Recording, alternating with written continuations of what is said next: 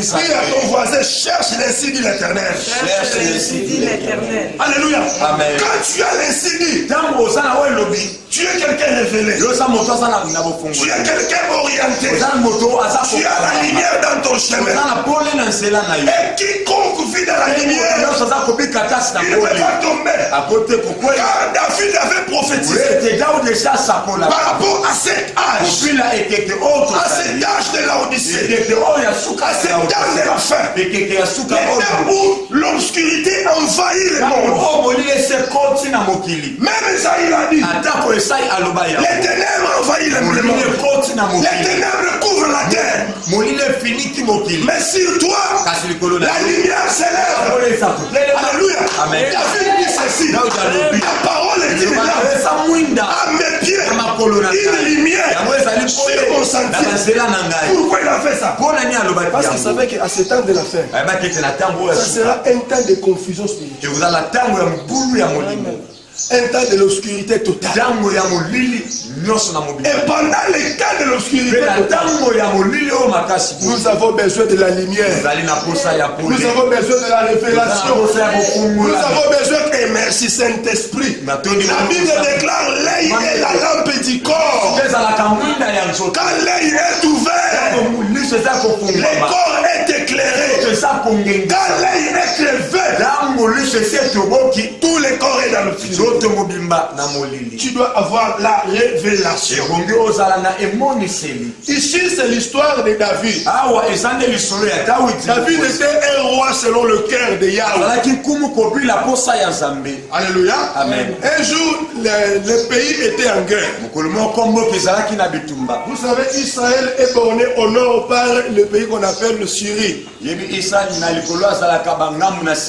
Alléluia. Amen. Du côté sud, il est borné par le mont Sinaï, du côté égyptien, bande de Gaza. Au sud-ouest, au sud-est, il y a la Jordanie. De ce côté, Iran. Il est borné par les pays arabes. Et du côté nord, il y a la colline de Ramatagolan. Du côté de la Syrie, là où il y a eu la guerre de 6 jours. Et si quand on mange l'eau Bimelaki, Soda ne Batonga Moussous. Et maintenant, Israël était dans des guerres. David se promenait sur le palais royal. Il voit de loin une dame très jolie en train de se baigner. Et il appelle ses amis, il dit, qui est cette femme-là? N'est-ce pas que c'est la femme de ton militaire Uri le Tien? David a fait appeler cette femme-là. David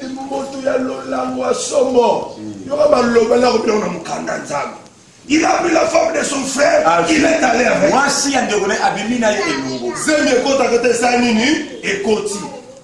La femme revient une fois. Donc David il a fait appeler Uri vite par une lettre qu'il avait envoyée à Joab. Et Uri est revenu. Maintenant, avec l'idée de dire à Uri, lave-toi bien. Descends dans ta maison. Mange bien. Et va te réjouir avec ta femme. Mais là, quand il a dit ça à Uri, Uri dit ceci: lâche de l'Éternel. Lâche. Tout Israël. Tout Jérusalem. Ils sont dans les combats. Et tu me dis que moi, je descends dans ma maison, que je mange, que je bois, et que je couche avec ma femme. Je ne peux pas le faire au roi. Uri passa nuit là dehors. Dehors la maison royale. Et on est formé de dire, n'est-ce pas que Uri alla le Liban dit, ah, le lendemain David dit encore. Tout ça pourquoi? Pour qu'il ne pose pas de banani, il y a Yemoko. Zambe pe na makamuna et Uri a beko kende. Mais tant Uri a boyi, David a fait comme lettre. Alléluia. Amen. Alléluia. Amen. 14e verset, on peut relire. Le lendemain matin, David écrivit une lettre à Joab. Joab était le chef de l'armée de David. Comme le général Didier Etumba. Alléluia. Amen. Et maintenant qu'il écrit cette lettre à Joab, elle est envoyée par la main de Uri. Alléluia. Amen. Caleb, donne ta Bible. Tu viens ici. Viens. Caleb, il est Uri les tiens. Moi, je suis le roi David. Amen. J'écris la lettre. Voilà ce que disait la lettre. 15. Il écrivit dans cette lettre des points.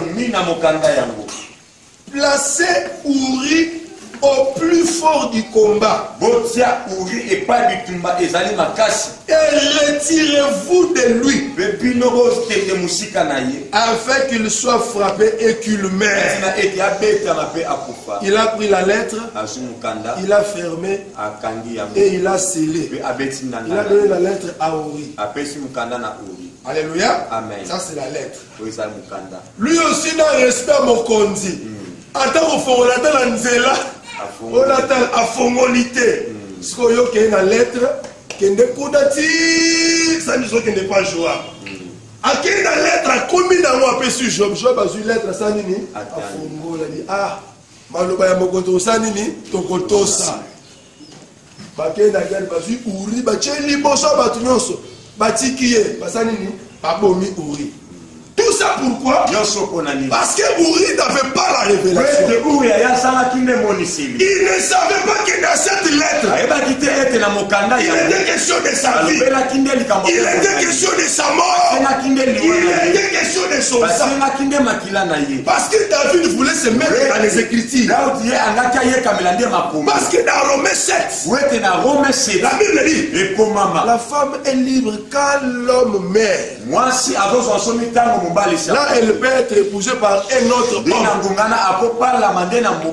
C'est ce que David voulait. Et maintenant, Uri aussi sans révélation. Sans quoi? C'est pourquoi la Bible dit les peuples sans révélation, c'est un peuple sans frère. Quand tu n'es pas révélé, bien aimé, tu es sans frère. Tu vas commettre des dégâts inouïs et le problème était que David récupère maman Betsheba. Alléluia. Amen. Alléluia. Amen. Parce que Betsheba était l'épouse de Uri.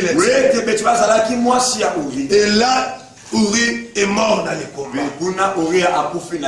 Et papa David a récupéré la femme de son militaire. Maintenant, la Bible, c'est un livre prophétique. Tout ce qui est écrit dans la Bible est interprété dans la prophétie, dans la doctrine, dans la révélation, dans la connaissance. Maintenant,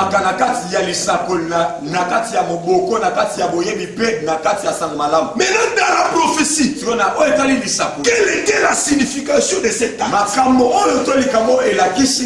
David est le roi. L'image du roi des rois. L'image de la loi. L'image du Père. Alléluia. Amen. Jésus de Nazareth est l'image d'Uri le tien. Parce que Uri le tien était l'un des envoyés des rois. C'est-à-dire qu'il n'était pas seul. Ils étaient nombreux.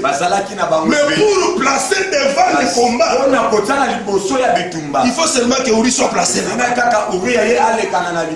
C'est l'image de Dieu. Et l'image de tous les prophètes.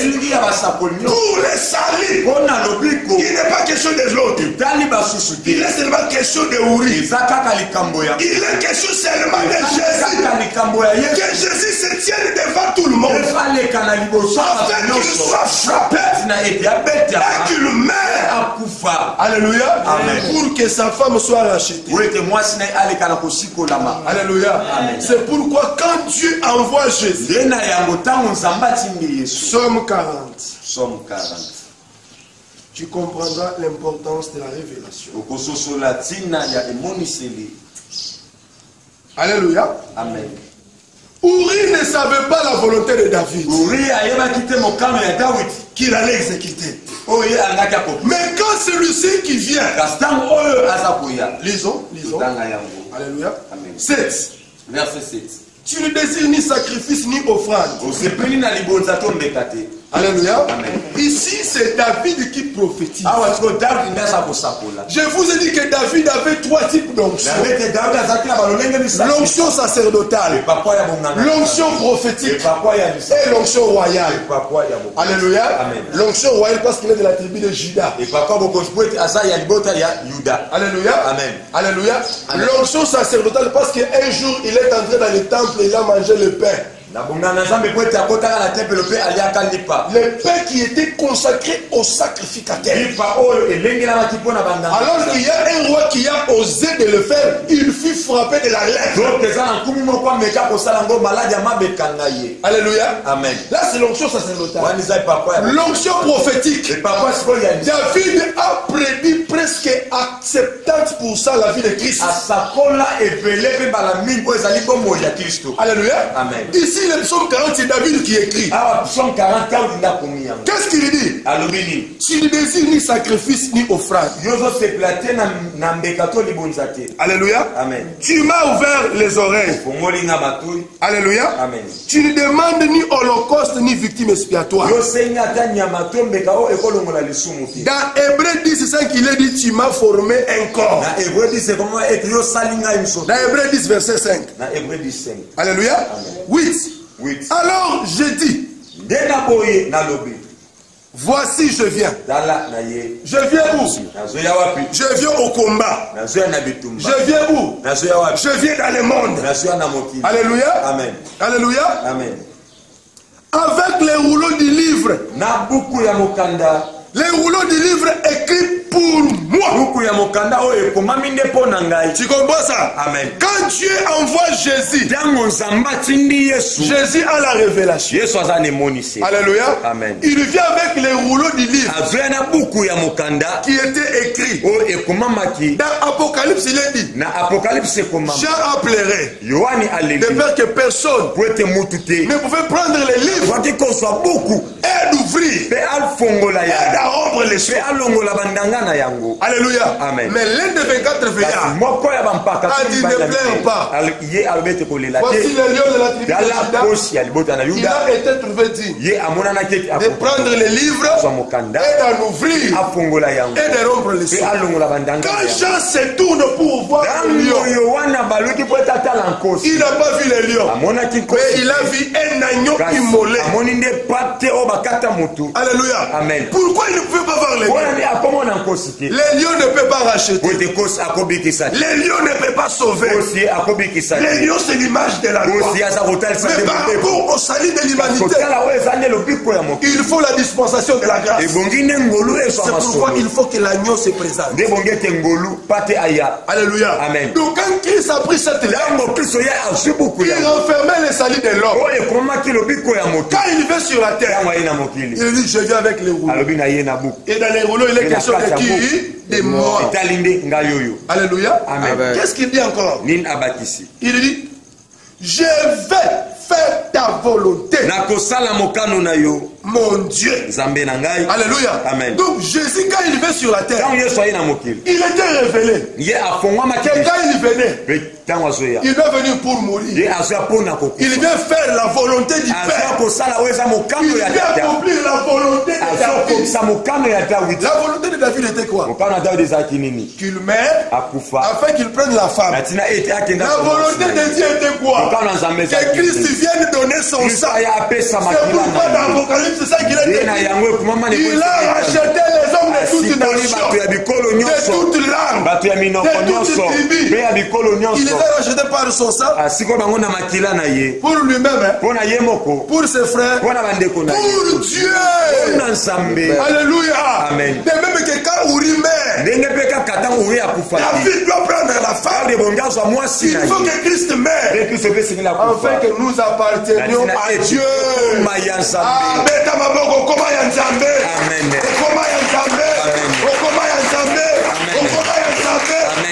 Alléluia. Amen. Parce que Christ akufaki mpona yo. Alléluia. Amen. Uri aya akufi mpona yo. Batie liboso na bitumba nde bazwi Yesu basaki nini balivre ye. Job a pris Uri, il a fait quoi? L'a livré. Job, c'est l'image de la loi. Amen. La loi a pris Jésus, a livré Jésus entre les mains des païens.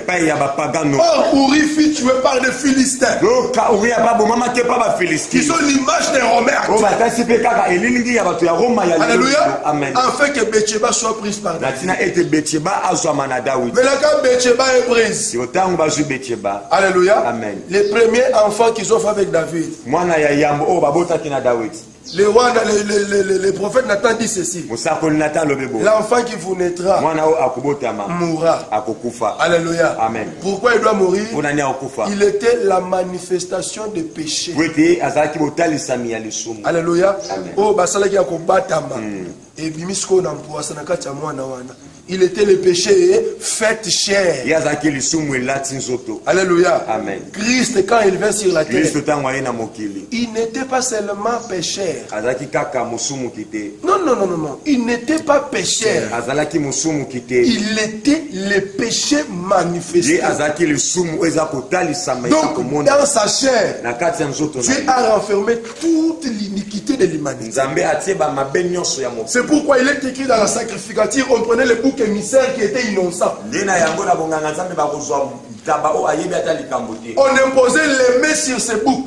Et on confesse les péchés de tout Israël. Mais les boucs en soi, ils n'avaient rien fait. C'est l'image de Christ. Après,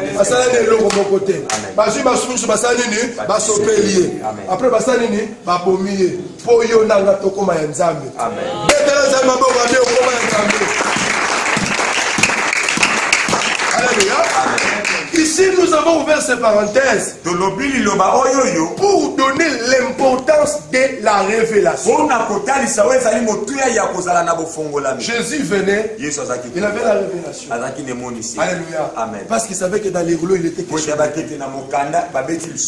dans Luc 4, quand il ouvre ces rouleaux, il dit qu'aujourd'hui, cette écriture s'accomplit.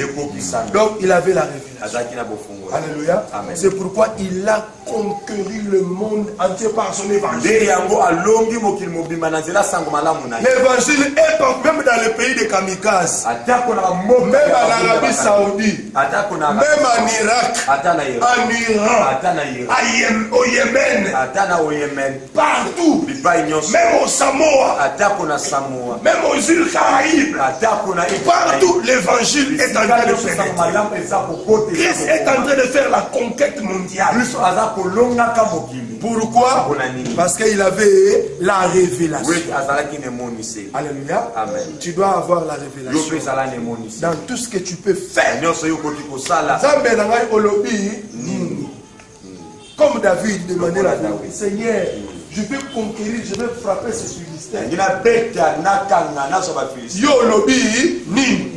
Zambabi zelanga ingana tambola liboso na yo. Soki matambe na ngabo, c'est grand Zambé, nazana yo. Là tu peux les atteindre, les frapper et conquérir leur territoire. C'est ça. Amen. Il demandait l'insidié. C'est ngaka insidié. Olingyo bala, c'est insidié. Amen. Moi na yelo ba maman bali baba la muli bana bazala na sentiment chéri olingo. Maman bali baba la oui malam. To sambela nzambe.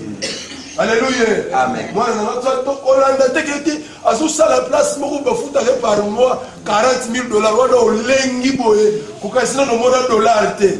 On lenga boye o kabi moi no teki moi no beke ko livrer yo maman moi na kufi. Pourquoi? Volonté en Nzambe. Amen. Ba tobeli ba kota na maman ka mungu boye, volonté en Nzambe zalate. Demandez la volonté de Dieu.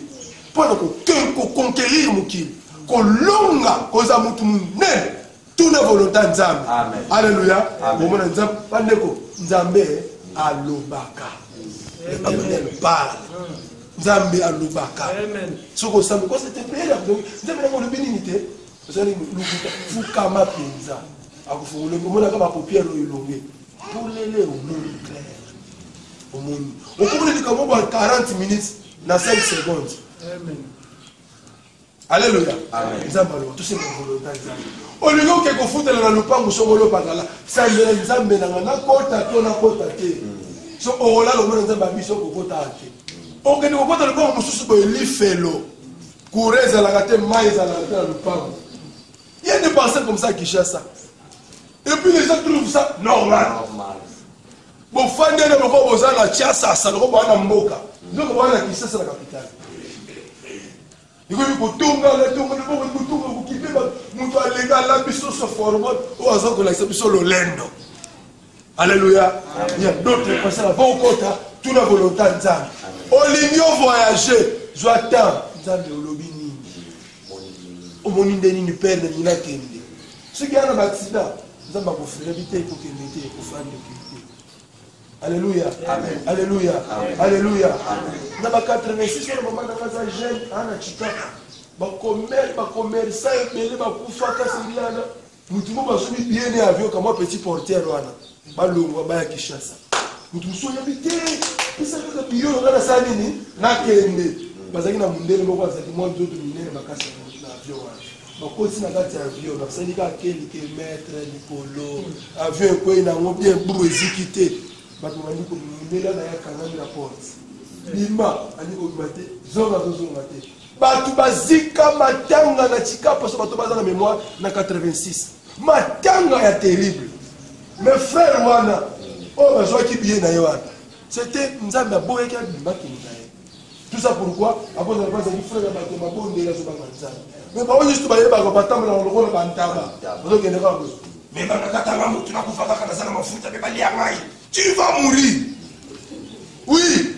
Yozan tabate. Yozan gombete. Yozan limona nanzambe. Ndoto no esa bololo baleka ngote. Oyo koya boloko na butu akokoma mutu ezotoke. Je le dis comme un authentique roi de Yahweh. Aye boloko na butu ko serpent. Vous avez vu le la bakanga est bandie. Oko mekayo. Mutu na vis mo na longoli yango. Je le dis au nom de l'Éternel des armées. Y'a ba tuso ko loka binote. Abo mikolo. Na pongi na ngai to kabwani ka pona bino. Oya ko tele mananzela na yo. Ah, vis mo na longoli. Amen. S'il est vivant, tu feras des choses inouïes. Tous en la révélation. Alléluia. Tous en la révélation. La sala, et ce qui nous a dit, c'est c'est un mot que nous avons dit. Azul pas de mot qui chasse. Babi c'est ndeko enda moni libalo yo bientôt te papa zazu na libala na ngai. Ndeko nzoka mbala zaki na nini na sida nyama sera ya pou sida bakunda ye koza koyoko papa na yo molimo tata na yo asola kana nzamba te ya yo ote akuzana suwa pona nini. Alléluia. Amen. Alléluia. Amen. Alléluia. Amen. Alléluia. Toyokaka nzambe ndeko itokolonga ndeko na binde tokolonga na ba bureau tokolonga tokoporte na ba poste.